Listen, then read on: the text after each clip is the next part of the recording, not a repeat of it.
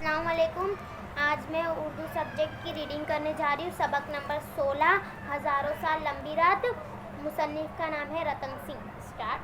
सुनने वाले इसकी बात बड़े ही नेमाक से सुन रहे थे। सुनाने वाला इनके सब बीच लेटा हुआ था, बिल्कुल ऊटपटांग बातें कर रहा था। इनमें कोई तसलसल नहीं था।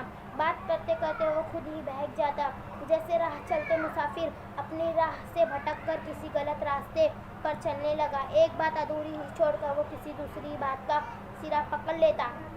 इस तरह रात बहुत धीरे धीरे सुलग रही थी। वो सब के सब रेलवे स्टेशन की तरफ जाने वाली रास्ते की एक दुकान में बरामद में आकर रात काटने के लिए लेट गए। थोड़ी देर बाद जब इनमें सबसे बूढ़ा आदमी ने गला साफ करके हुए किसी राजा की बात शुरू की तो इस बरामदे में लेटे हुए सब के सब आदमी हनका के भरने लगे। हो मेरे क्या हुआ बाबा,